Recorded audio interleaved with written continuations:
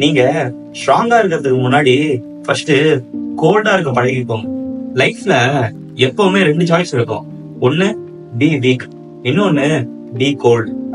இந்த வேர்ட் எப்பவும் உங்களோட ஃபீலிங்ஸ பத்தி கவலையே படாது. அது எப்பவுமே டிசிப்ளின், ஸ்ட்ரென்த் அண்ட் கண்ட்ரோல் இதை மட்டும் தான் வேல்யூ பண்ணும். நீங்க லைஃப்ல வின் பண்ணணும் அண்ட் ரைஸ் ஆகணும்னு நினைச்சீங்கன்னா you must harder your mind. வீக்னஸோட உண்மை எது தெரியுமா? Most of the people kindness weakness நினைச்சு கன்ஃபியூஸ் ஆகுறாங்க. இந்த மாதிரி பீப்புள்ஸ எமோஷன்ஸ் தான் கண்ட்ரோல் பண்ணுது. அதனாலதான் அவங்க ஈஸியா பிரேக் ஆயிடுறாங்க.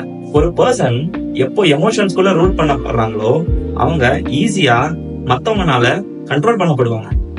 எதனால? Cold is equal to strength.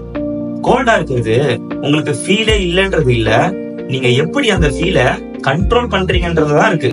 இது எல்லாம் தான் வீக்கா இருக்கிறவங்க கிட்ட இருந்து ஸ்ட்ராங்கா இருக்கிறவங்கள டிஃபரெண்ட் பண்ணி காட்டுது. சரி, எப்படி கோல்டா இருக்கிறது? நீங்க கோல்டா இருக்கணும்னா டிசிப்ளினா இருங்க. உங்களை ரெஸ்பெக்ட் பண்ணாதவங்கள சேஸ் பண்றதை ஸ்டாப் பண்ணுங்க.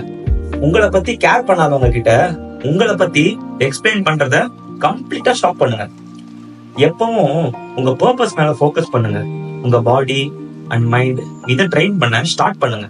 இதுல ரொம்பவே இம்பார்ட்டன்டானது ஒண்ணு இருக்கு. உங்களை எதெல்லாம் வீக்கன் ஆக்குதோ அதுகிட்ட இருந்தெல்லாம் தயவு செஞ்சு தள்ளிருங்க. The power of detachment. உங்களை எப்போ நீங்க எமோஷன்ஸ் கிட்ட இருந்து டிட்டாச் பண்றீங்களோ அப்போவே யூ பிகம் டேஞ்சரஸ். பிகாஸ் யாராலையும் உங்களை மேனிபுலேட் பண்ணவும் முடியாது, உங்களை கண்ட்ரோல் பண்ணவும் முடியாது. And that's the moment you become a truly unstoppable cold man or woman. கோல்டா இருக்கிறது உங்க ஹார்ட்டை லூஸ் பண்றதுலாம் இல்ல, உங்க ஹார்ட்டை மத்தவங்க கிட்ட இருந்து ப்ரொடெக்ட் பண்றது.